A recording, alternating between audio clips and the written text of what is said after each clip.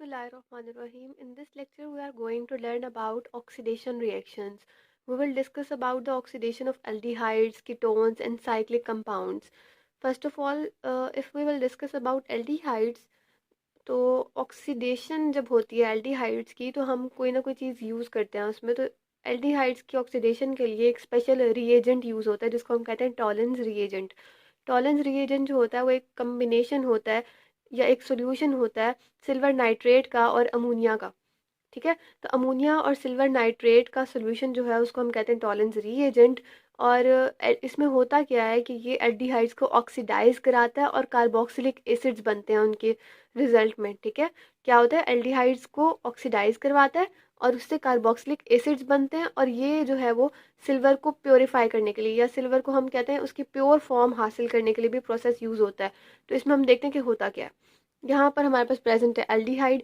Aldehyde के अंदर हम जब डाला Ag2ONH3 यानी कि हमने डाला टॉलेंस रिएजेंट और साथ में कोई भी माइल्ड ऑक्सीडाइजिंग माइल्ड जो है वो कोई ना कोई एसिड, H पॉजिटिव भी एक माइल्ड एसिड है तो हमने यहाँ पर H पॉजिटिव ऐड करा दिया साथ H2O।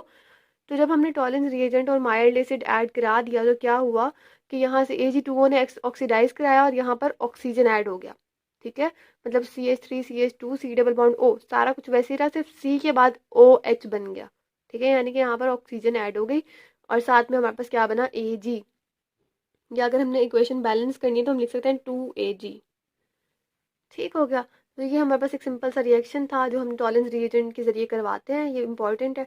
उसके बाद हम बात देखें, हमने उसमें कहा कि जो टॉलेंस रिएजेंट है ना ये सिर्फ और सिर्फ ऑक्सीडाइज करते हैं एल्डिहाइड्स को। तो अगर हमने कीटोन्स को ऑक्सीडाइज करना हो तो हम क्या यूज़ करेंगे, तो फिर हम बात करते हैं बेयर विनेगर ऑक्सीडेशन की।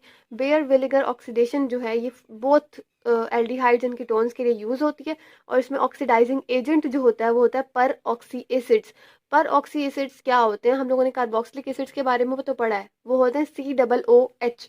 पर ऑक्सी एसिड होते हैं C डबल बॉन्ड O, मतलब C double O bond OH। ठीक है, मतलब के C डबल बॉन्ड O और OH होता है साथ। जैसे एसिड में तो खाली H लगा होता है ना, यहाँ पे होता है डबल बॉन्ड O के साथ 2 बार O फिर H। तो ऐसे एसिड्स को हम या ऐसे सब्सटेंसेस को, ऐसे कंपाउंड्स को हम कहते हैं पर ऑक्सी एसिड्स। अब यहाँ पर भी उन्होंने कहा एल्डिहाइड को भी कराता है कीटोन को भी कराता है, तो हमने कहा चलो ठीक है हम करके देख लेते हैं एल्डिहाइड के साथ भी कीटोन के साथ भी। तो हमने एल्डिहाइड को यहाँ पर रखा। ठीक है, ये हमारे पास एल्डिहाइड प्रेजेंट है क्योंकि C के बाद सिंपल H लगा हुआ है, पीछे चाहे जितना मर्जी R चेन है, आगे हमारे पास H लगा हुआ है, तो हमने कहा ये एल्डिहाइड है। एल्डिहाइड है, उसके साथ पर ऑक्सी एसिड्स को जब हमने रिएक्ट कराया तो क्या हुआ, पर ऑक्सी एसिड्स का जो ये वाला ऑक्सीजन था ये रिमूव हुआ और ये यहाँ पर आकर अटैच हो गया हाइड्रोजन के साथ। ठीक है, इसका मैकेनिज्म क्योंकि हम अभी नहीं पढ़ रहे, हम सिंपल रिएक्शन देख रहे हैं, तो हम इस तरह से समझेंगे कि इसका ये जो एक एक्स्ट्रा OH के साथ मतलब एक O लगा हुआ था एक्स्ट्रा, वो हमने हटा दिया और वो आके एल्डिहाइड वाली जगह पे लग गया। तो मतलब कि 2 एसिड्स बने हमारे पास, एक तो एसिड उससे बना इस वाले मॉलिक्यूल से और एक एसिड बना इस वाले मॉलिक्यूल से, यानी कि पर ऑक्सी एसिड के अंदर से O रिमूव हो गया तो वो कार्बोक्सिलिक एसिड बन गया। इसी तरह सेम एज हमने कीटोन में देखा, कीटोन में जब हमने पर ऑक्सी एसिड ऐड किया तो ये क्या हुआ, यहाँ से ये वाला ऑक्सीजन जो है ये रिमूव हुआ और ये वाला ऑक्सीजन रिमूव होकर इस जगह पर आकर अटैच हुआ, तो उसने क्या बनाया एस्टर। क्योंकि यहाँ पर R ग्रुप अटैच था इसलिए ये एल्डिहाइड नहीं बना, या हम कह सकते हैं कार्बोक्सिलिक एसिड भी नहीं बना, सॉरी कार्बोक्सिलिक एसिड नहीं बना, बल्कि ये एक एस्टर बन गया और एक कार्बोक्सिलिक एसिड बन गया। ठीक है, इसी तरह हम लोग डिस्कस करते हैं कि अगर साइकिल हो हमारे पास, यानी साइक्लोहेक्साइल मिथाइल कीटोन यहाँ पर हमारे पास प्रेजेंट है, जब इसमें आपने पर ऑक्सी एसिड को ऐड कराया तो सेम वही जैसे यहाँ पर ऑक्सीजन जाकर अटैच होता था तो यहाँ पर भी ऑक्सीजन जाकर यहाँ पर अटैच हो गया। अब साइक्लो में क्या है कि ऑक्सीजन 2 तरह से अटैच हो सकता है।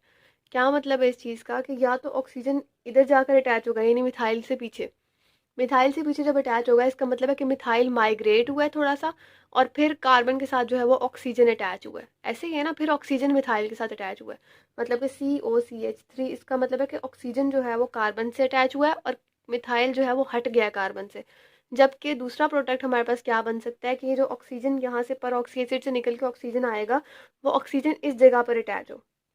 ठीक है, यानी कि ये वाला पूरा जो था ना, ये वाला स्ट्रक्चर ये पूरा मूव करे और ऑक्सीजन जो है वो इससे पहले अटैच हो, यानी जो यहाँ पर कार्बन प्रेजेंट है उसके साथ।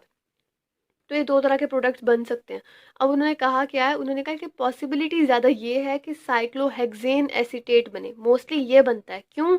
क्योंकि जो मिथाइल ग्रुप है ना, ये माइग्रेटिंग ग्रुप नहीं है, ये बहुत कम माइग्रेट करता है, ठीक है। जबकि अगर हम किसी और ग्रुप की बात करें, जैसे अल्काइल ग्रुप हो गए, या अल्काइल में आप बाकी टर्म्स ले सकते हैं, उसके अलावा हाइड्रोजन हो गया, टर्शरी अल्काइल हो गए, सेकेंडरी अल्काइल हो गए, ये फिर भी मूव कर जाते हैं, लेकिन मिथाइल ग्रुप सबसे लीस्ट प्रायोरिटी है कि ये माइग्रेट करेगा। इसलिए क्या होता है, मिथाइल ग्रुप कभी भी अपनी जगह नहीं छोड़ता, ये वहीं का वहीं बैठा रहता है। तो फिर क्या होता है, ऑक्सीजन जब आता है वो यहाँ पर अटैच नहीं होता, बल्कि वो यहाँ पर अटैच हो जाता है आके।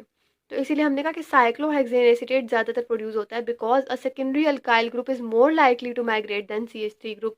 सेकेंडरी अल्काइल ग्रुप हमने किसको कहा, इस पूरे ग्रुप को, इसको हमने कहा सेकेंडरी अल्काइल ग्रुप है, ये मोस्टली माइग्रेट हो जाता है, लेकिन मिथाइल ग्रुप अकेला माइग्रेट नहीं होगा, ठीक है। इसीलिए हमने ये कहा कि ये प्रोड्यूस होगा। अब हम देखते हैं कि बेयर विनेगर ऑक्सीडेशन का मैकेनिज्म क्या होता है। ये हमारे पास एक जो है वो कीटोन प्रेजेंट है, क्योंकि हमने एल्डिहाइड के बारे में बात कर ली टॉलेंस रिएजन में, तो अब हम एल्डिहाइड के बारे में बात नहीं करेंगे, बल्कि हम कीटोन को ले लेते हैं, कीटोन की ऑक्सीडेशन करा के देखते हैं। तो यहाँ पर हमारे पास एक कीटोन प्रेजेंट है, कीटोन के साथ हमने लिया पर ऑक्सी एसिड। पर ऑक्सी एसिड में क्या था कि C डबल बॉन्ड O के साथ O, और फिर यहाँ पर OH प्रेजेंट था। अब ये जो O प्रेजेंट है ना, ये क्या करेगा, ये कार्बन पे अटैक करेगा, और जब ये कार्बन पे अटैक करेगा, कार्बन के तो ऑलरेडी बॉन्ड्स पूरे हैं 4 के 4, तो क्या होगा कि कार्बन अपना ऑक्सीजन के साथ बॉन्ड तोड़ लेगा। जब ऑक्सीजन के साथ बॉन्ड एक तोड़ लेगा, तो एक बॉन्ड के साथ ऑक्सीजन के ऊपर क्या आ जाएगा, नेगेटिव का साइन, ठीक है, नेगेटिव का साइन आ जाएगा।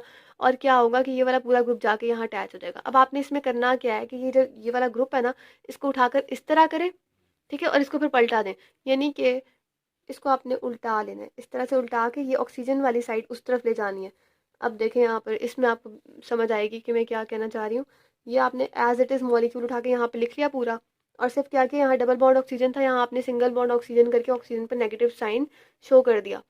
अब क्योंकि इस कार्बन ने ऑक्सीजन के साथ बॉन्ड बनाया है, तो आप 7 ऑक्सीजन लिखेंगे, ये OH इस तरह ही आ गया, 7 OC, ये वाला OC, और ये डबल बॉन्ड O, और ये CH3, यानी कि पूरा मॉलिक्यूल आपने उल्टा के लिख दिया, ठीक है। और ऑक्सीजन के साथ जो है वो पॉजिटिव साइन आपको नजर आ रहा होगा, वो इसलिए क्योंकि ऑक्सीजन के पास बॉन्ड ज्यादा हो गए हैं। कैसे, एक बॉन्ड इसने यहाँ पर बनाया हुआ है, एक बॉन्ड इसने यहाँ पर बनाया हुआ है, एक हाइड्रोजन के साथ, तो 3 बॉन्ड हो गए, और इसने अपना लॉन पेयर भी, इसका मतलब है, यूज किया हुआ है एक, तो यहाँ पर 3 बॉन्ड्स हो गए। यहाँ भी सेम, जैसे हम लोगों ने वहां पे हाइड्रोजन रिमूव करा दिया था, कोऑर्डिनेट कवलेंट बॉन्ड बना हुआ था उधर, यहाँ पर भी हमने हाइड्रोजन रिमूव करा देना है।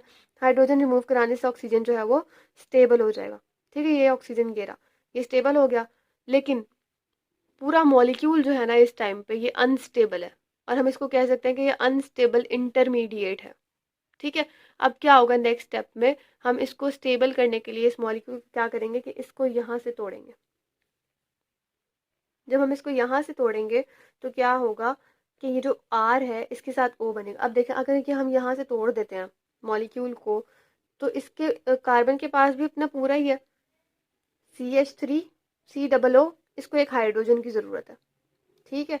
तो क्या करेंगे, यहाँ पर H ऐड होगा, और ये ऑक्सीजन यहाँ से रिमूव होकर इस O के साथ अटैच हो जाएगा, और ये कार्बन जो है अपना डबल बॉन्ड दोबारा से गेन कर लेगा, ठीक है। तो ये आप थोड़ा सा देख लेंगे यहाँ से कि ये जो है हमने यहाँ से बॉन्ड ब्रेक किया, ऑक्सीजन जो है वो जाके O के R के साथ अटैच हो जाएगा, और ये एस्टर बनाएगा, और यहाँ पर सिर्फ कार्बोक्सिलिक एसिड बच जाएगा। अब हम देखते हैं relative migration tendencies, sorry, relative migration tendencies, ये वो चीज़ें जो हम लोगों ने पिछले में डिस्कस की थी कि कौन सी जो ग्रुप है वो जल्दी माइग्रेट करेगा और कौन सा ग्रुप माइग्रेट नहीं करेगा। तो यहाँ पर हम लोग देख सकते हैं कि ये सबसे ज़्यादा जो माइग्रेटिंग ग्रुप है वो हाइड्रोजन है, फिर tertiary alkyl, then secondary alkyl. Secondary alkyl की टेंडेंसी मूव करने की और फिनाइल की इक्वल है, फिर प्राइमरी अल्काइल, और सबसे लीस्ट पे मिथाइल है, यानी कि मिथाइल जो है ग्रुप कभी भी माइग्रेट नहीं करता, बहुत कम ऐसा होता है कि माइग्रेट कर जाए। तो ये था all about the mechanism of oxidation. तो बेयर विनेगर ऑक्सीडेशन के बारे में इतना ही था मैकेनिज्म, आप लोग को ये अच्छी तरह याद होना चाहिए। होप सो आपको ये समझ आई होगी। Thank you. हाँ, इसमें आपने एक बात जो है ना वो याद रखनी है कि जो हमने पिछला मैकेनिज्म पढ़ा था उसमें ये वाला रिएक्शन जो था ये रिवर्सिबल नहीं था, लेकिन इसमें ये दोनों रिएक्शन जो है वो रिवर्सिबल है। उसमें सिर्फ ये वाला रिवर्सिबल था, ये रिवर्सिबल नहीं था, तो आपने कंफ्यूज नहीं होना और गलत नहीं करना। Thank you.